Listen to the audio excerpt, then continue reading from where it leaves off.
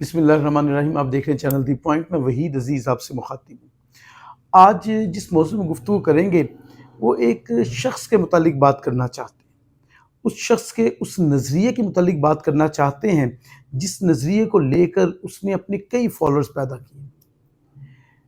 ذاتی تنقید کی بات نہیں ہے، نہ ہی کوئی ذاتی تنقید کرنا چاہتے ہیں، لیکن ایک ہمارے ہاں موٹیویشنل سپیکر ہیں جناب قاسم علی شاہ صاحب.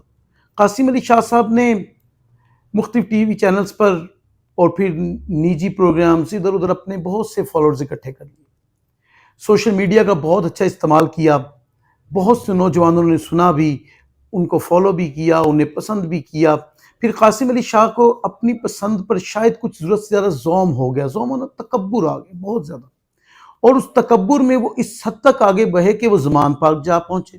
جب زمان پارک گئے، عمران خان نے ان کا بڑا اچھا استقبال کیا اور انہوں نے عمران خان سے الیکشن میں ٹکٹ مانگا. عمران خان نے انہیں ٹکٹ دینے کا وعدہ بھی کر لیا. اس کے بعد وہاں سے اٹھے سیدھے شہباز شریف کے پاس پہنچے. پھر شہباز شریف کے پاس پہنچنے کے بعد جو پریس کانفرنس کی بڑی عجیب تھی. وہ یہ کہا کہ مجھے شہباز شریف کے لہجے میں بڑا درد نظر آیا. قاسم علی شاہ سے کوئی سمجھدار آدمی پوچھتا کہ جنہوں نے 35 سال حکومت کی اور ملک کا یہ حال کر دیا، تمہیں ان کے لہجے میں درد نظر آ گیا؟ تمہیں اس کے انداز میں درد نظر آ گیا؟ تم نے کبھی ان لوگوں کو نہیں دیکھا جو روٹی کے لیے ترس رہے ہیں، بلک رہے ہیں؟ کاش تم دیکھتے ہو. تم لاکھوں روپے لیتے ہو ایک تقریر کرنے کے اور پھر لوگوں کو غربت رہنے کے سلیقے سمجھانا شروع کر دیتے ہو. بے وقوف بناتے ہو لوگوں کو اپنی باتوں سے، لفاظی بیچتے ہو اپنی. اور یقین کیجئے لفاظی بھی وہ جس کا تلفظ ہی ٹھیک نہیں ہے. ساری زندگی اس شخص کو گزر گئی، ملک کو ملک کہنا نہیں آیا، ملک کہتا ہے. اس کے باوجود بھی وہ شخص جو اپنے لفظ بیچ رہا تھا، چونکہ سننے والے لوگ بھی اسی نوعیت کے سن رہے تھے. جب وہ سارے سن رہے تھے تو کاش اسے وہ درد ان لوگوں میں نظر آتا جو ایک وقت کی روٹی کے لیے اتنی محنت کرتے کہ شخص تصور نہیں کر سکتا. اس کی موٹیویشن سپیچز کا ان لوگوں سے کیا تعلق جو روٹی بہت مشکل سے خریدتے ہیں. لیکن اسے بہت درد آیا شہباز شریف کی باتوں میں نظر، اسے اس کے انداز میں بہت درد نظر آیا، اسے اس کی باتوں میں ایسا درد نظر آیا کہ موصوف نے تقریر جھاڑ ڈالی. اور اسے عمران خان بڑا تکبر نظر آیا. اس شخص میں تکبر نظر آیا جو ساری دولت چھوڑ کر عوام کے لیے بیٹھا ہوا ہے، جو ساری شہرت کے باوجود بھی جو ہے یہاں موجود ہے اور تکالیف کے باوجود ملک سے باہر نہیں گیا. اس نے یہیں رہ کر اپنا علاج کروایا، اپنے ہاسپٹل سے علاج کروایا. اور دوسری بار وہ شخص شدید زخمی ہوا. ایک بار جب وہ اوپر سے گرا سٹیج سے، اور دوسری بار جب وہ اسے گولیاں لگی. لیکن اس کا جو ٹریٹمنٹ اس کا اپنے بنائے ہوئے ہاسپٹل میں ہوا. تو کیا وہ شخص اس کے دل میں درد نظر نہیں آیا؟ کیا اس شخص کے لہجے میں عوام کے لیے کوئی سوز نظر نہیں آیا اسے؟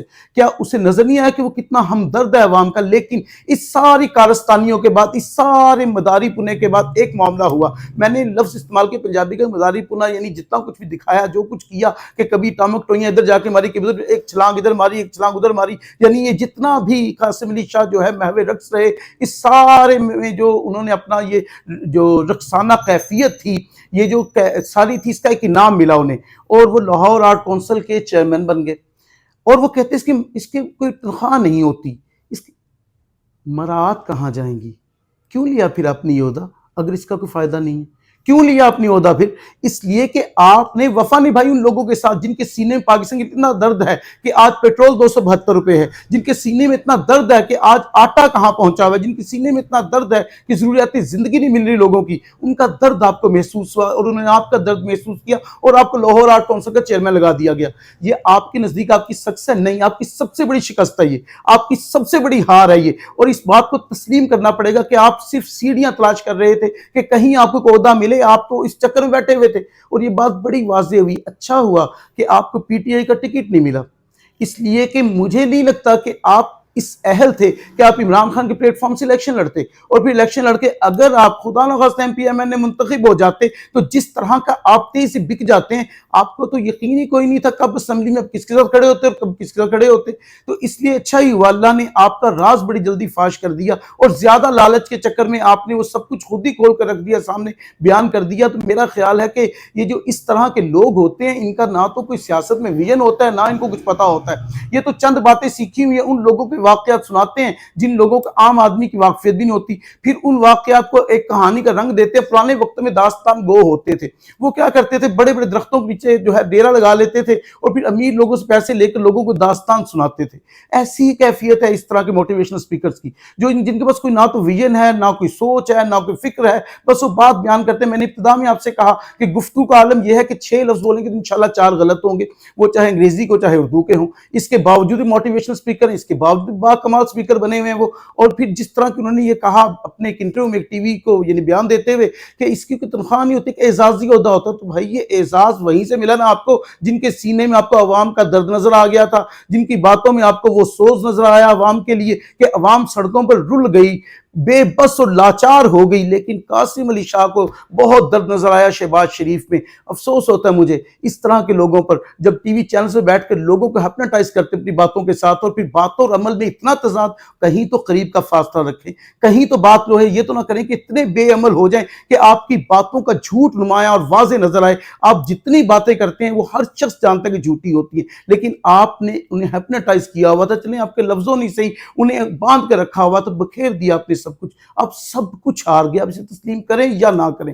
آپ نے جو کچھ اپنی ساری زندگی میں کیا اور اپنے آپ کو بڑا نیوٹرل قسم کا آدمی شو کرتے تھے، وہ آپ نیوٹرل کبھی نہیں تھے۔ آپ کا ایک ویژن تھا کہ کسی سرکاری عہدے کا ٹیگ آپ کو لگے اور آپ کسی ایسی سطح پر آ کر بیٹھ جائیں کہ لوگوں کو یاد ہو کہ قاسم علی شاہ جو ہے فلاں جگہ پر رہا، یا کم از کم کل کو آپ کے نام سے یہ آئے کہ ایکس فلاں فلاں فلاں، یعنی یہ فلاں فلاں عہدے پر رہے۔ صرف اس کی تلاش تھی آپ کو، تو محترم آپ نے وہ سب کر لیا۔ کم سے کم اب موٹیویشنل سپیچز میں یہ گفتگو نہ کیجیے گا، کم سے کم اپنے لہجے کو ٹھیک کیجیے گا، اپنا تلفظ ٹھیک کیجیے گا۔ یہ میرا مشورہ ہے آپ کو، اس لیے کہ آپ کا حق نہیں بنتا کہ آپ کسی بھی زبان کے کسی لفظ کے ساتھ اس طرح کھیلیں کہ وہ لفظ اپنی اصل حیت ہی کھو دے، اپنی صورت کھو دے اور اپنی افادیت بھی کھو دے۔ مجھے امید ہے کہ آپ جیسے لوگ، ویسے تو بہت سارے تماشا گر یہاں موجود ہیں اور اس طرح کے تماشے لگے رہیں گے جب تک اس طرح کی کرپشن موجود ہے۔ اس کرپشن کے زیر سایہ پلنے والے کئی قاسم علی شاہ سامنے آ جائیں گے، اور جب سامنے آئیں گے تو یقیناً انہیں اعزازی عہدے بھی دیے جائیں گے، ان پر کسی نہ کسی اعزازی مراعات بھی ہوں گی، ان کو اس طرح کی سرکاری شہرت بھی دی جائے گی۔